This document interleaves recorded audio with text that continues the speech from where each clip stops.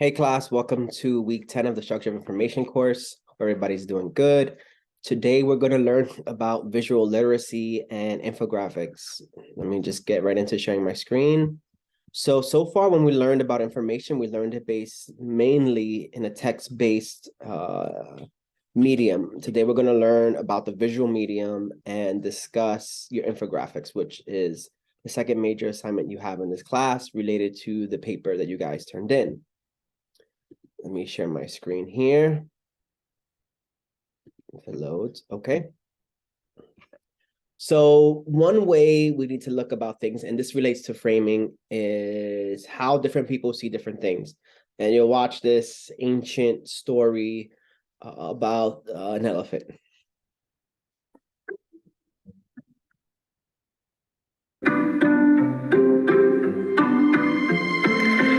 There were 6 blind men who grew up in a village in India, and the community kept them safe and shared with them many stories. The men were curious about many of the stories they heard, but they were most curious about elephants. Based on the stories that each of them had heard, they argued about what elephants must be like.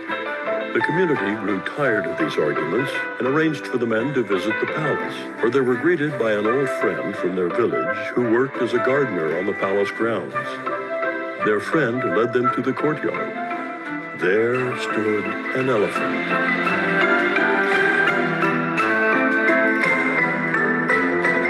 The blind men stepped forward to touch the creature that was the subject of so many arguments. The first blind man reached out and touched the side of the huge animal.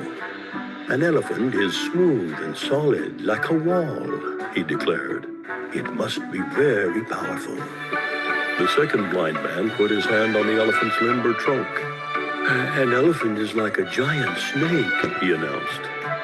The third blind man felt the elephant's pointed tusk. "I was right," he decided.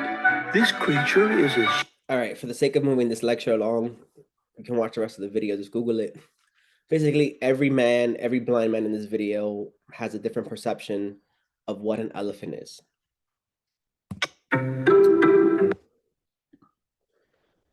And that relates to framing. We looked about framing in written context, and now we're going to look at framing in a visual context. In the information analysis projects, you analyze information from the perspective of a consumer. And your final infographic projects, you will be the information producers. Rather than searching for the frames, you will make the decision on how to frame a story. Here's an example here. It's sort of the glass half empty, half full thing. You have frozen yogurt, and it contains 20% fat or 80% fat free. If you're on a diet, if you're trying to lose weight or be on a diet, then you might go for the 80% fat free, when it's really just trickery on the label. And here's another good example. So this Minute Maid juice, automatically you see it and you think, oh, they got pomegranate, it's blueberry, I want to have that juice. When in reality, it's 99.4% apple juice. It's insane that they label it as pomegranate and blueberry juice when the percentage of the actual juices in there doesn't even cut it. I tried to find this example, but I've seen it on juices where it says 100% juice, and then you turn to the back and it says only contains 5% real fruit juice. So that's how companies frame ideas and products. So when we talk about visual literacy, there's a few key concepts, and the main one being visual representation. So this is the meaning that's garnered from images. Either they're conscious or unconscious, whether they have different meanings for different groups, and we all take different things from many images. This can structure the ways we behave in our everyday life. So putting this one of the most controversial photos in the recent years, putting this photo aside, and let's say we get somebody who's been stuck in the jungle for the last 20 years and we give them this photo and we ask them, hey, what is this photo to you? Football player kneeling, without any context, we don't know what this photo does, right? And this photo for us is very controversial. For some, it's disrespect to the American flag, to the national anthem. To other, it's a protest for Black Lives Matter, for the injustice that's going on with the police killings in the country. This photo can lead to a lot of action. This photo can lead people to putting a Blue Lives Matter flag on their car and donating to the police. It can lead other people to join in protests for police brutality and donate to Black Lives Matter and other minority groups and things like that. So everybody's gonna take this photo differently. Moving on, there's a visual culture. Is there a visual culture? And so what is it? Think about your everyday lives. Let's pause. Let me pause for like 5 seconds. Think about the visual culture you have in everything that you do, in the food that you eat, in using social media, which is very visual, and things like that. So if there is a visual culture, what is it? What is the visual culture for you? Visual culture for me might be different than what it is for you. I don't have TikTok, and so maybe you're participating in one of these TikTok challenges. So on social media, mainly Instagram and TikTok, there are trends. We want to be part of this culture. Oh, I want to do this trend. I want to be part of this trend. This is early trend that I got involved in. No, I didn't do this. My cousins did this. I did the that Ray Shermer thing where everybody pauses and they pan the camera. I forgot the name of that challenge, but everybody has these challenges. A lot of TikTok dance challenges. My little sister's always trying to do these dance things on social media to be part of the trend with new songs. So let me just play this real quick. I don't know if you guys remember this. Excuse me.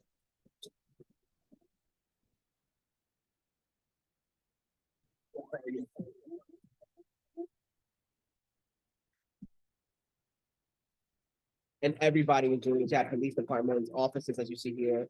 The next video is the original video that started the trend.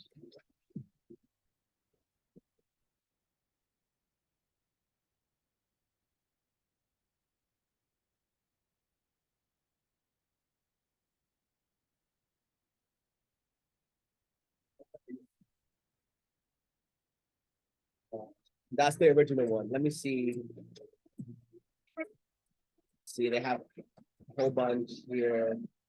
I think they have like the Russian military, the Russian military, fire department, and people get sucked into these trends. I tried to find like the recent trend, but I don't know. I'm not on TikTok with those trends. I guess it's the dancing thing. I know that one of the controversial ones they had was that silhouette challenge where people would be like naked in the black light. And then it came out that hackers could remove the filter and see your naked body, whatever. There's always something new. Visual culture, Throwback Thursday, TBT. We're sharing photos when we were younger, our family, growing up, trick-or-treating, we were kids, everything.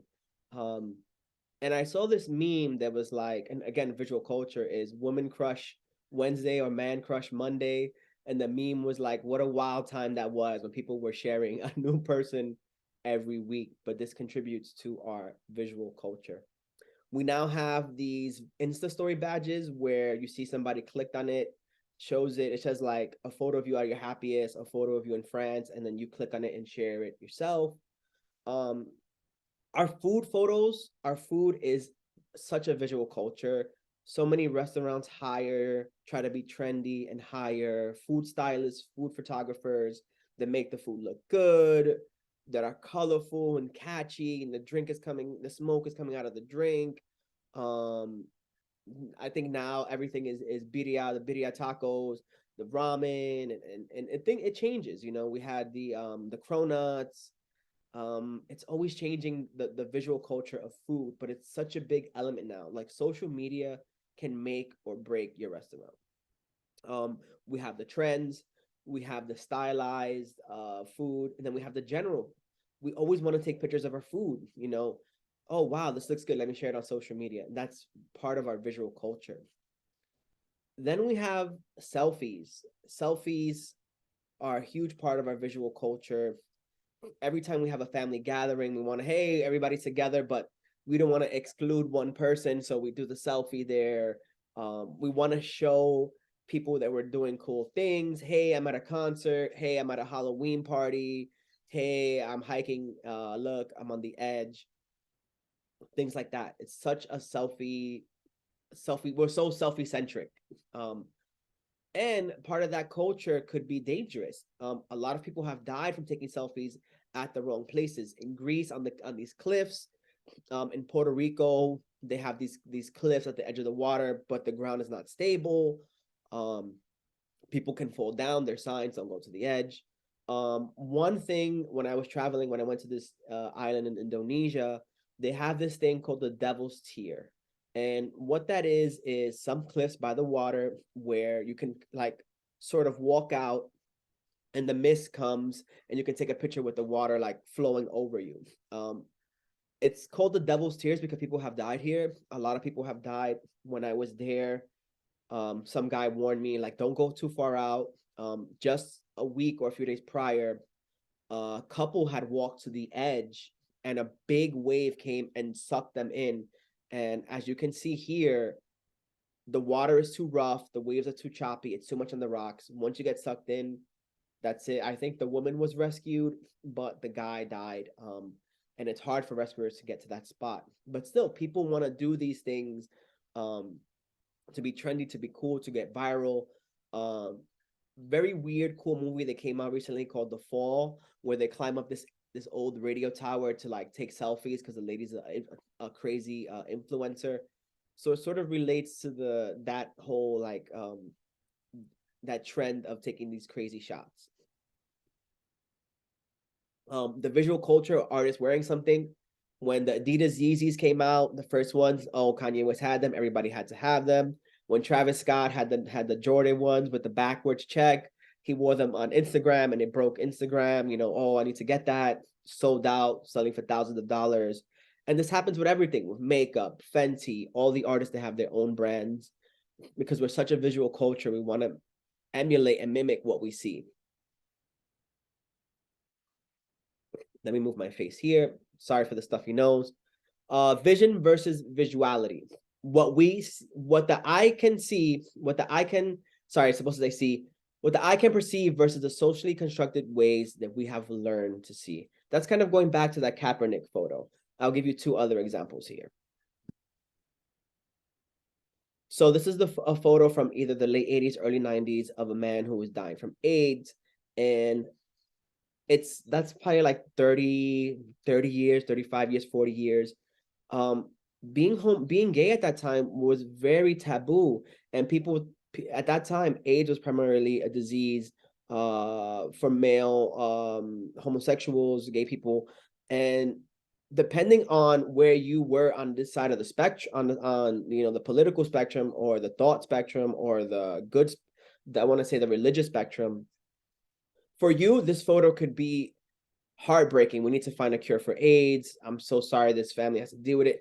For other people, this could be, the sins of gay people, get what they deserve, bad things like that. And it depends where we stand and what we think and how we perceive this photo. Philadelphia is a very good movie with Tom Hanks and Denzel Washington that deals with this issue, if you haven't seen that already. Here's another photo. Going back to one of the concepts, if you've never seen this photo before, you would just think it's a polar bear on ice, right? Given the key context of everything, depending on where you swing on the political spectrum, this is a natural occurrence of the world with climate change. Or this could be, holy crap, we're doomed. Polar bear on melting ice. He has no food. He's starving. The world's going to be destroyed. People perceive things differently. It's not only the image that we see. Ocular centrism deals with the images and visual senses taking preferences in today's society. Sight dominates all senses. Everything is sight-centric, especially in a social media world where we all want to be trendy and viral. We have these places where we travel and everybody's jostling for these same photos. I went to similar in Indonesia, Dinosaur Beach. So everybody wants this photo and it looks cool and it seems like nobody's there, but everybody's cropping it out. I couldn't believe that this guy with his girlfriend, he climbed a tree with monkeys in it to get that killer shot. And I had taken a picture of him and was like, that's bagels. If not bagels what you eat, but like bae. Like that's, if you're not willing to climb a tree to take an Insta-worthy photo for me, then it's not worth it.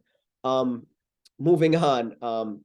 But I think recently we've started to see a trend away from this because we have podcasts and audiobooks that really got us, and there's no visual element to it. It's just hearing. Although some of the podcasts record on YouTube as well.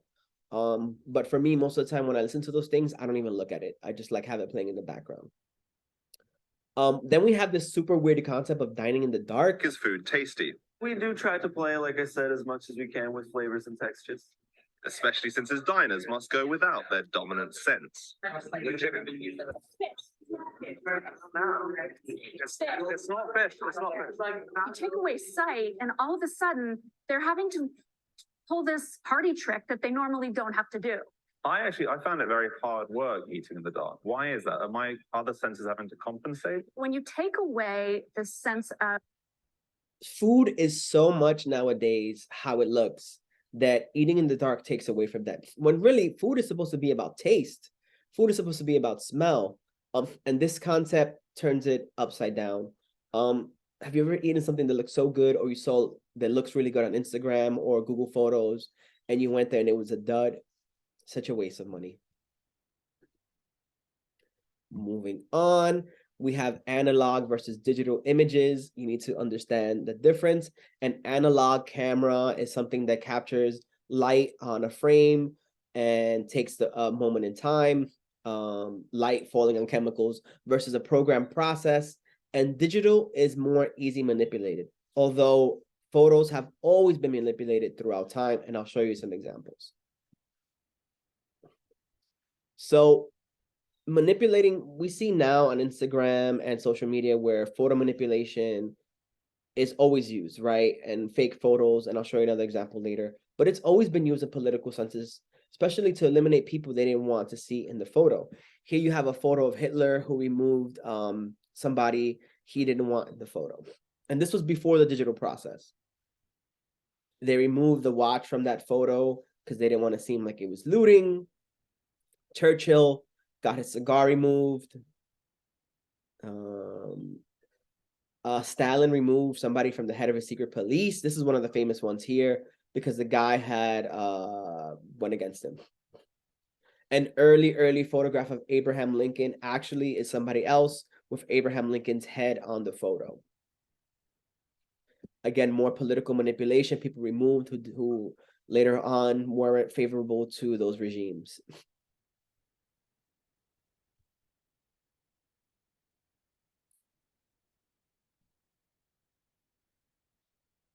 All right, going back. So, world famous boxer Oscar De La Hoya, when this photo came out, I would say like 10, 20 years ago, he claimed it was a hoax. He claimed that people had digitally altered the photo and that they had gone in with Photoshop and like zoomed in, and he hired photo experts to go in and say that they had put each pixel. How long would that take? He said it was a scheme for them to blackmail him and get money. He's worth millions of dollars, obviously. But it actually came out later. He admitted that it was him. He had gotten drunk and high and went to this hotel room with the stripper, and that was the photo. But that's another thing of turning fake news on its head. Like, oh, that's not me. That's fake. They manipulated it. Then we have the anthropology. We're examining old photos in a historical context. Before I show you that, we have one of my favorite photographers is Jamal Shabazz. He documented the early hip hop days in New York City, flat top haircuts, big speakers, that Kangol, that type of vibe. And I like these photos because this tells a story, right? This tells our history, especially of hip hop, of coming of age. Another good Instagram account that I like is Retro New York City. It shows photos of New York throughout the days. This is the one that I saw the other day. In 1998, people gathered in Times Square to watch the Seinfeld final. This was a thing when I was growing up. People would go to Times Square to watch these shows and like have a big viewing experience. Let me just quickly scroll through here and see any more interesting photos. You just have a changing landscape in New York City.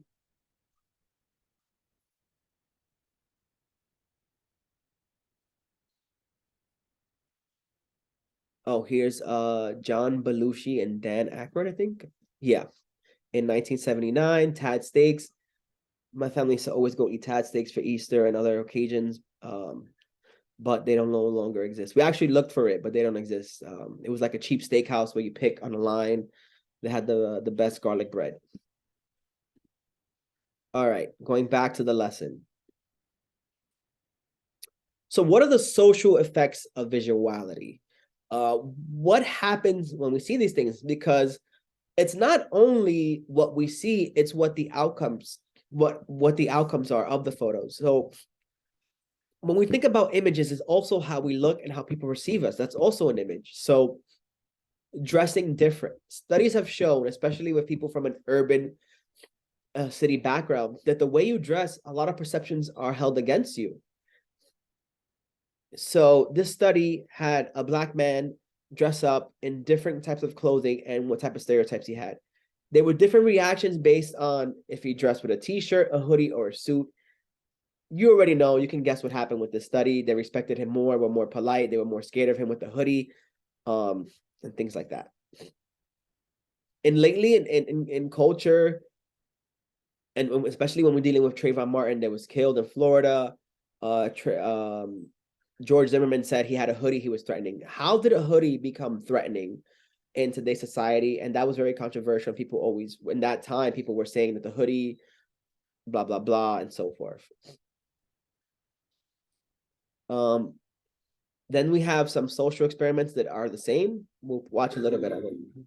Portland, Oregon calls itself Bicycle City, USA. Bikes are everywhere, and unfortunately, so are bike thieves. Over the last decade, nearly 13,000 bikes have been reported stolen here. So today, we're testing what Portlanders will do if they see what could be a thief stealing a bike in broad daylight. Will they believe Tyler's claim that it's his bike, or will they put on the brakes? And what if the person looked like this or this?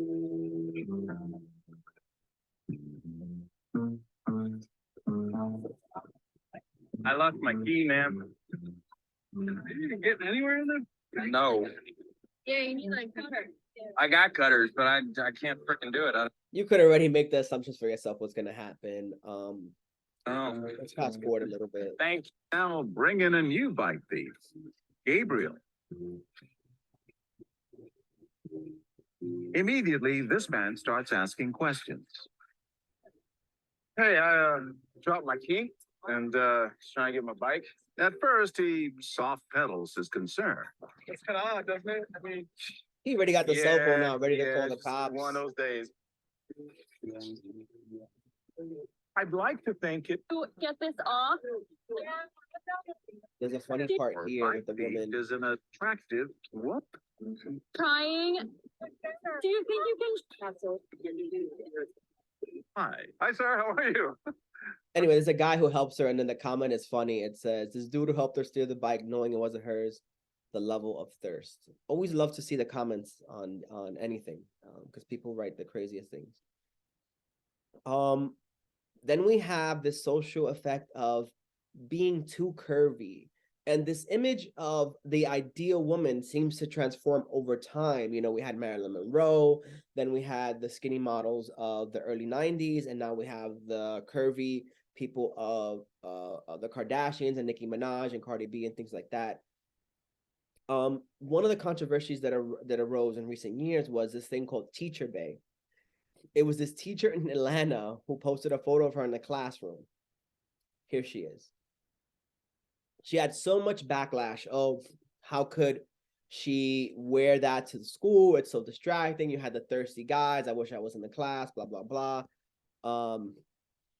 Then you had the backlash. Oh, she can't control her. Then you had the support. She can't control her body. If somebody of a skinnier body frame wore that, it would be okay. Why is it unacceptable for her? There were people on all sides of the spectrum that we're saying, and that relates to our social effects of visuality, what we perceive as being decent or indecent.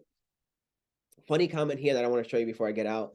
Let me see if I can zoom in. It says, F what she got on. We had them BS TVs, and these kids got a whole flat screen in their classroom. That's what this guy deducted from the video. And I remember these like old wheelie things that we had.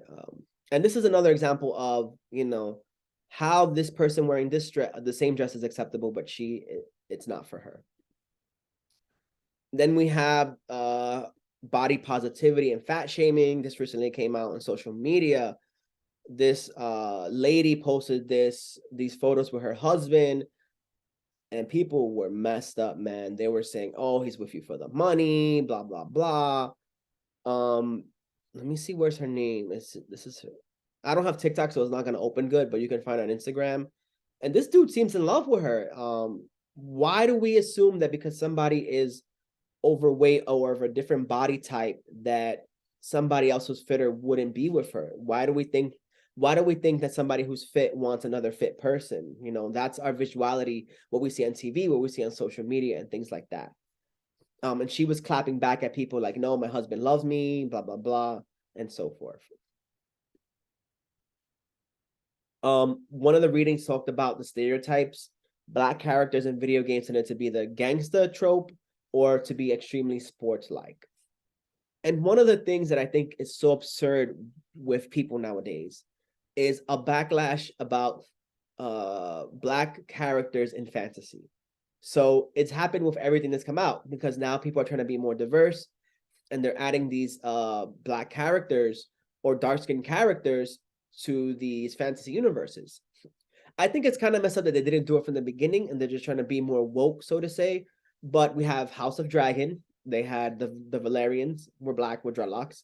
You have Star Wars. You had the Black the woman who was one of the Sith people. I forgot what they're called now. The people that Darth Vader sends out to kill everybody. The look for the Jedi. And even in the Lord of the Rings, you had a Black elf. People went insane. How could you have Black characters? Even Ewan McGregor, who was the star of Obi-Wan Kenobi, the name of the show, Star Wars, said, I don't support you guys. How dare you? Star Wars, all these fantasy universes have the most insane characters, elves, weird looking aliens, dragons, but people cannot fathom that there being Black characters. How insane is that? And that's one of the social effects of visuality, that people think it's only right to have white characters in a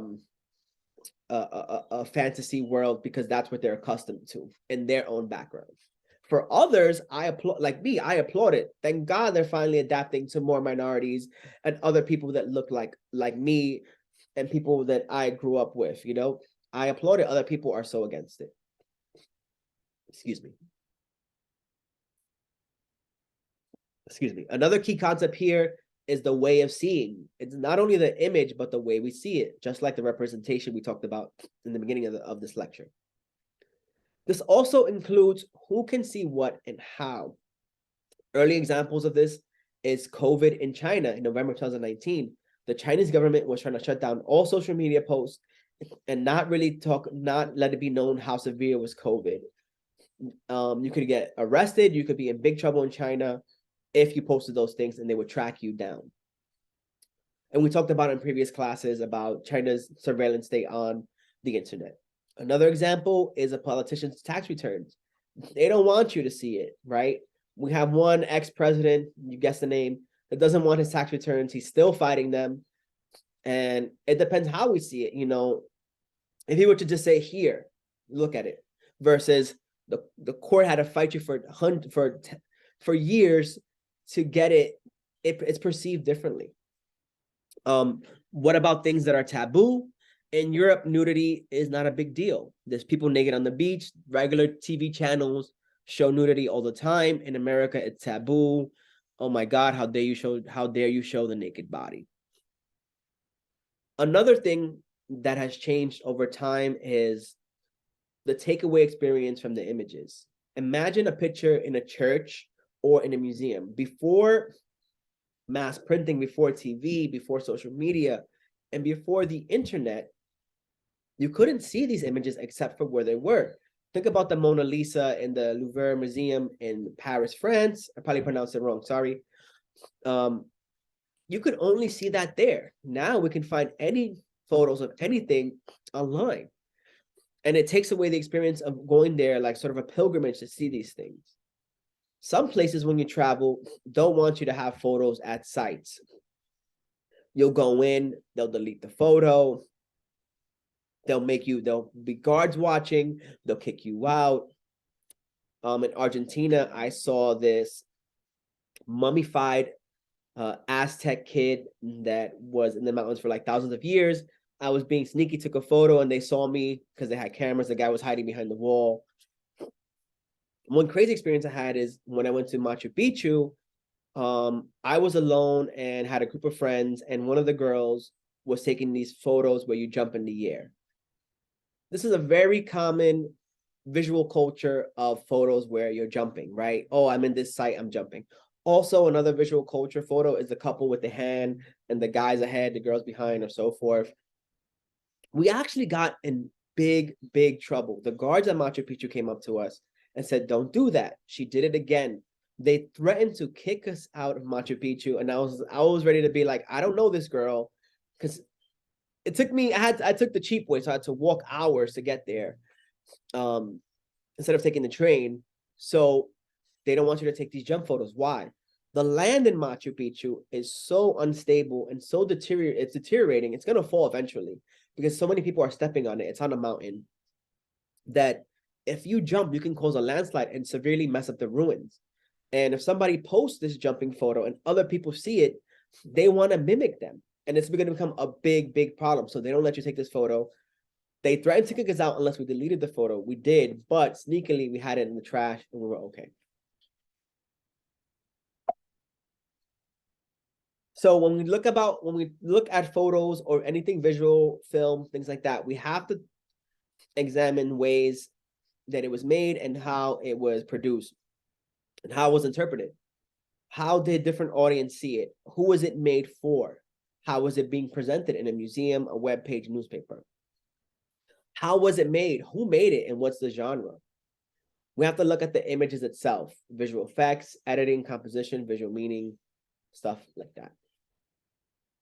And how do we double check that these images are true? It's hard to check we've learned how to check words, but how do we check images? The same way you Google it. Oh, was Barack Obama really wearing that anti-Trump shirt? Was Tom Hanks? This is fake.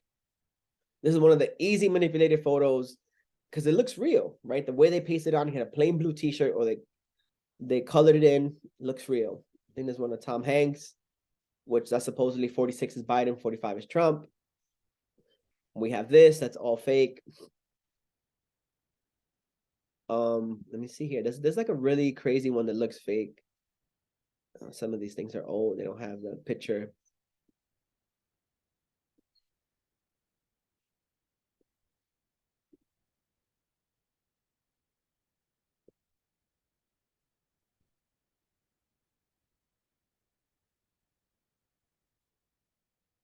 See, that's fake. They do this all the time. One of the biggest things that they do, so we have to look at the context, right? What's the context? What's the caption? What's going on? You have to do a bit of research, but for some people, it's hard for them to decipher. They started this thing on Facebook where they had Tyler Perry and they took clips of him and they made it seem like he was giving away money. Share this status and you could win $2 million. They did it with The Rock. Both Tyler Perry and The Rock had to disavow this because they said, we're not doing this. But when they shut one page down, they brought it up again. They used to just the information. Now I just heard on the radio. Let me see if I can find it.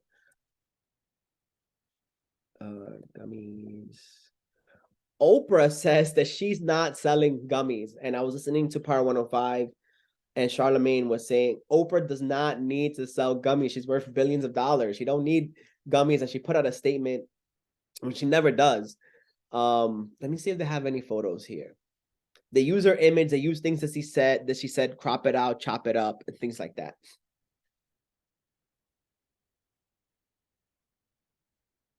Let me see if they have the actual post with the gummies.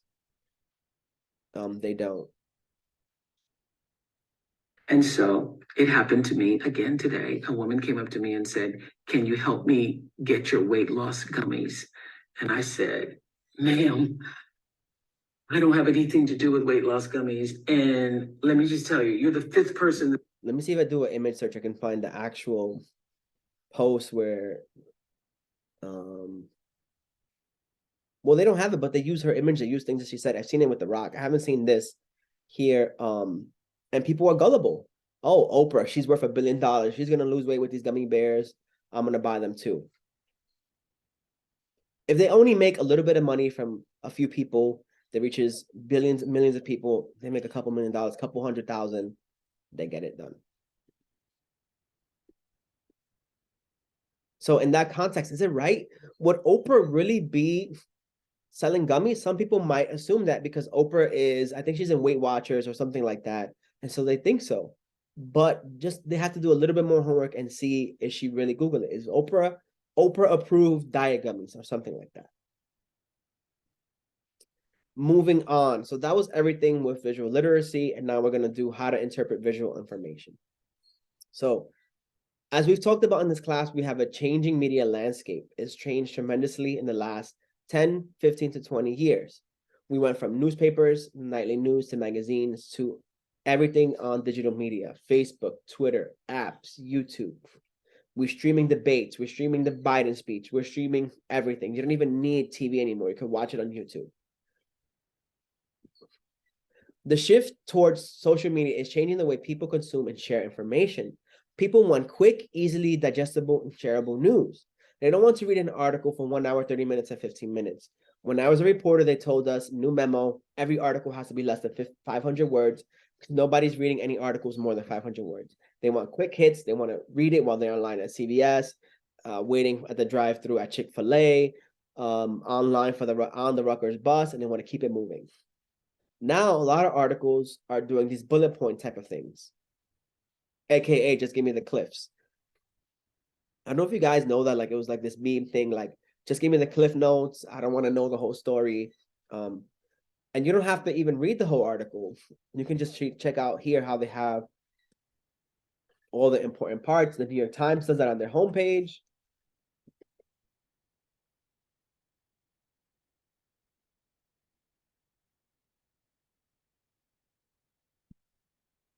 So another way, one of the ways which we can quickly provide information in a visual context are called infographics.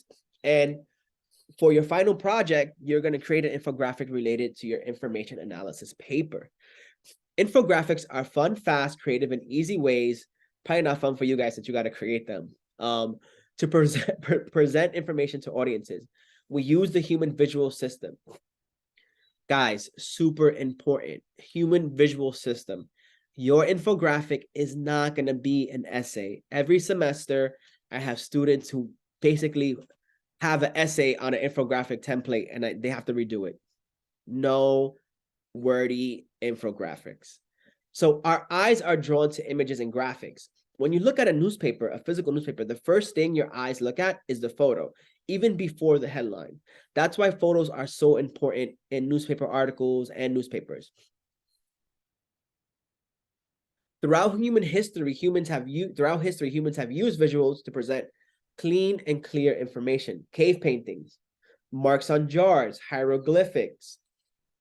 Even in the Victoria era, they were printing these infographic type things. But they were mainly popularized in the 1930s and 40s during the magazine eras, especially in Fortune magazine. Let me zoom in on this. Here's some examples.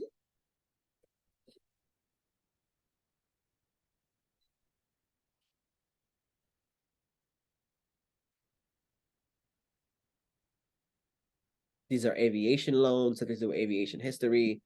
Here's an infographic. These are super nice. And imagine people had to draw these by hand, these infographics. There were no digital tools to create them. Now you guys use a template and it's super easy. All right, let's move on. Illustrations and data visualization. Illustrations and data visualizations are two major components of infographics. Not a lot of words, guys. Data visualizations and illustrations. Information is the most important part. You need to determine how you present your information. As you can see from examples, most of the infographics tell some type of story that revolve around numbers. Numbers are clunky and hard to digest, especially in writing. When we write stories, it's hard to say 10% of 10 million people or 675 people surveyed in a poll. It's easier to get that across in an infographic when you can compare the numbers side by side. I think I have that. No, we'll get to that in a little bit. Here's a super interesting infographic that talks about breaking down the New York City into 100 people. If we broke down the almost 9 million, 8 point whatever million people to 100 people, this is what the statistics would be.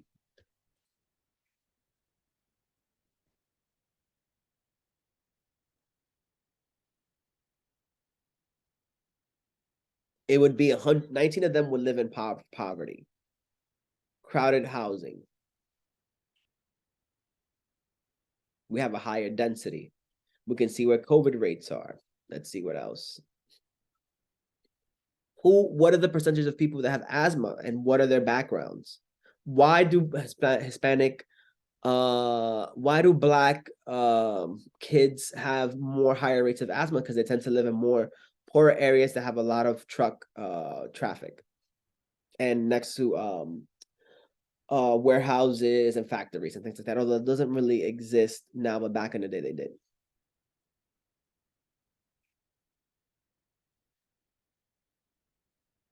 Okay, so that's a super, obviously you guys are not going to have an infographic like that. New York Times has tons of money. They hired this illustrator. She has a lot of good infographics. Let's actually look in her page because she has a lot of good infographics. Interesting type of infographics on her page. Oh, I recently shared this one. The amount that could fit into a New York City subway. Due to climate change, people, animals are becoming extinct to poaching and things like that. There's only 63 these type of rhinos in the world. There are only 10 vaquitas left, this type of dolphin. See how this helps us understand how little of this there are than just saying the number. I mean, 10 is that help us understand. But it gives us more of a visual approach to it.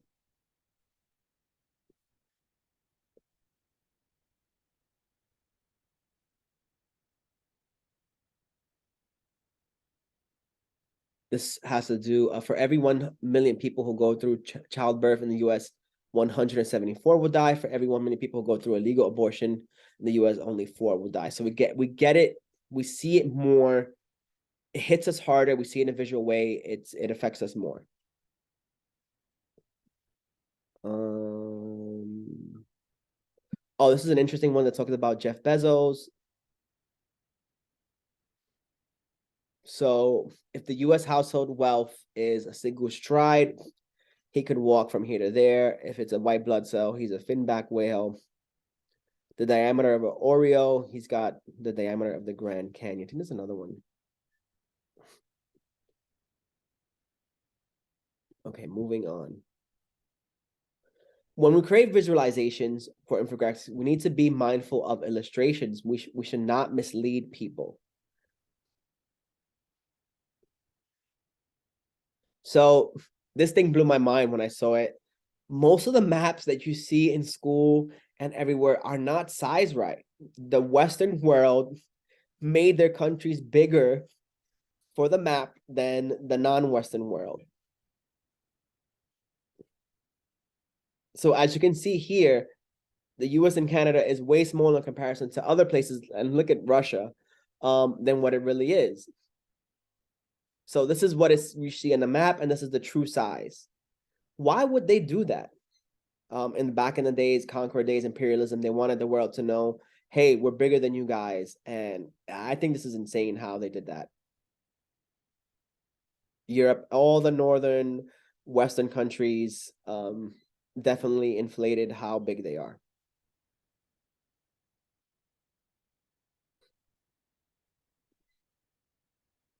We also need to be sensitive about what we present.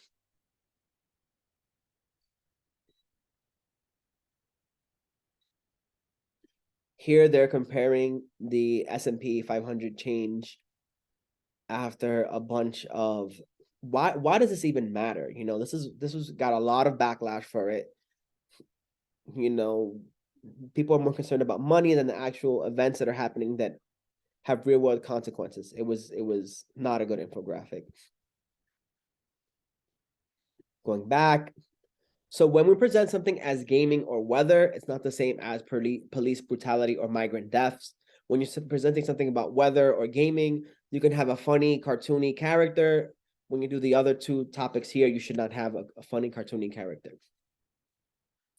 One of the big things we need to compare when we do charts and for the infographic is how to present the information. Every semester, I have students who are rushing. They do charts that don't even make sense. They just did a chart to make a chart and so forth.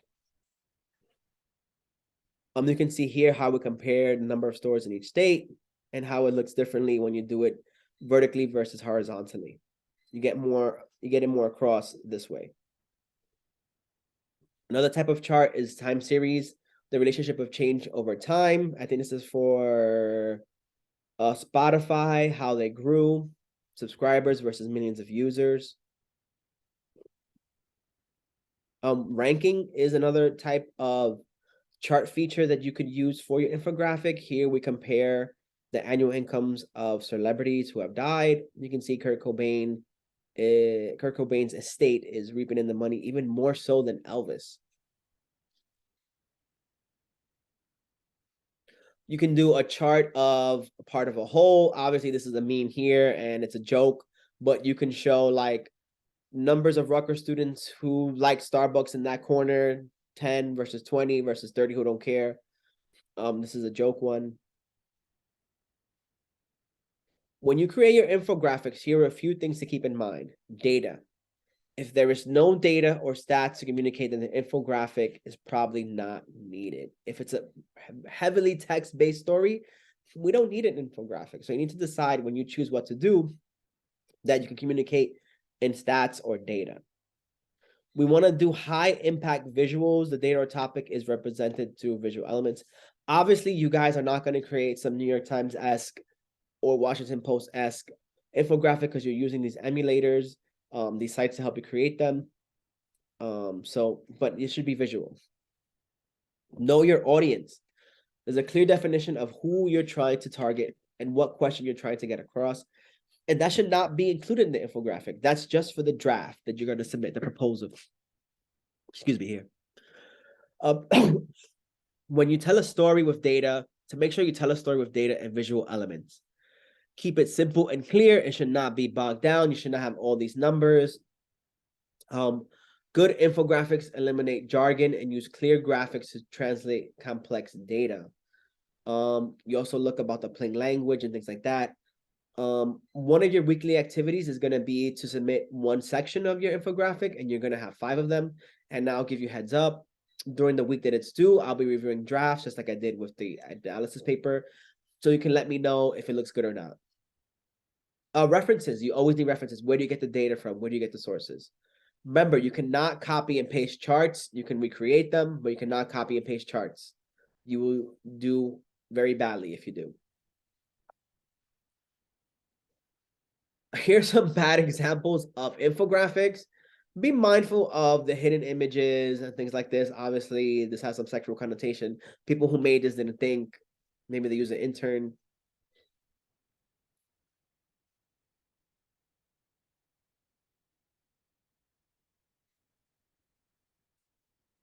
This chart is super confusing. If you look at the chart and you don't know what's going on, then the person doesn't know what's going on.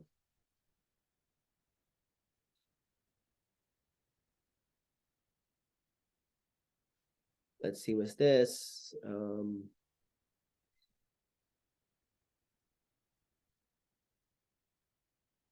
I don't even know. It looks confusing. I don't know what's going on here. This chart doesn't add up. 69%, 73%, 46. That's not 100%. Doesn't make sense. They use the wrong type of chart. Students do this all the time. They're rushing. It's the last minute. They don't put any thought into it. That will take away from your grade. Too much information on one chart. Remember, in this day and age where our eyeballs are visual centric, if something's confusing, we're going to move on to the next image. It has to be clear and concise. Oh, hopefully they let me see the rest. Scaling is wrong.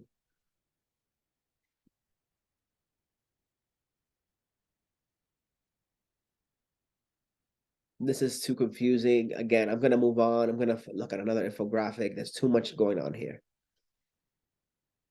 Hard to understand comparisons, things like that. These are all things that students do every year, mainly because they're rushing to do it at the last minute. All right, so let's see some good examples of infographics so you can get an idea of what you should do. Here's an interesting infographic about plagiarism in journalism.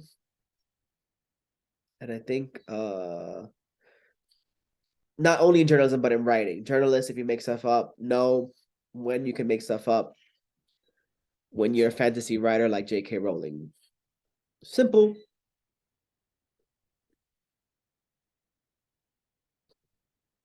Here is the $1 billion gram. What is it showing? It's showing how $1 billion is spent. Let me see here. If you had $1 billion in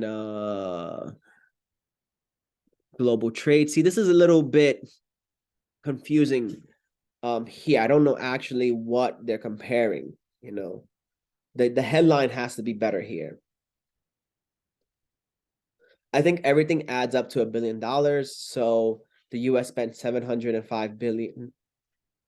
US defense. It's confusing. That's another thing. I should get rid of this example. I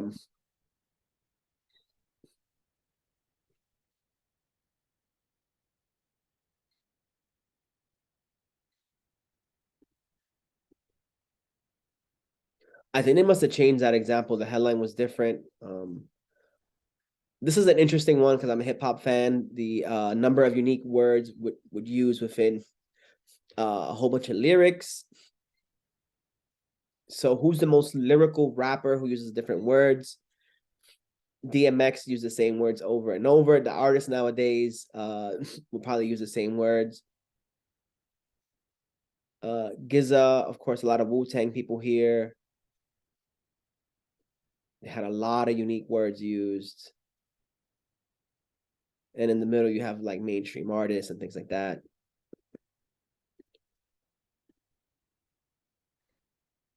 This is an interesting infographic that talks about the deadliest animal in the world, and it plays on our visual imagery and perceptions. We all think that sharks are the deadliest animal in the world. They're actually not. And if you guys can guess which the number one, mosquito. Mosquito is the deadliest animal in the world. We have so many mosquito-borne diseases: dengue, malaria, chikungunya, Zika. What's the one they have here? West Nile virus. And human is number 2. So crocodiles are actually more dangerous than sharks. I had friends from Australia tell me that there's crocodiles in the oceans when they go swim and they can't see them, and there's a lot of accidents over there. Tapeworms are way more dangerous than sharks, and it shows you freshwater. I had to look this up. Freshwater snails. People eat them. They infest water. Some rivers you can't really go into because the disease that they transmit is there. Dogs kill way more people from rabies. I had to get rabies shots in Guatemala. I got bit by a stray dog over a month. Not fun.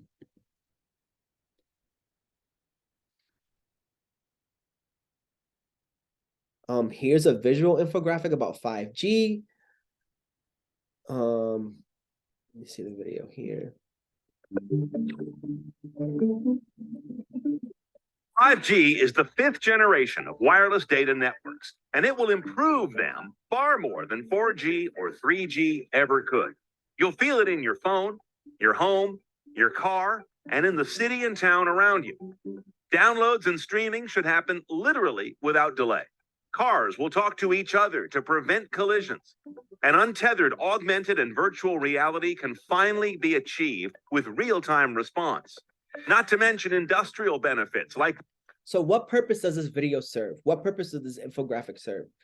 It serves to help people understand what 5G is with all the misinformation.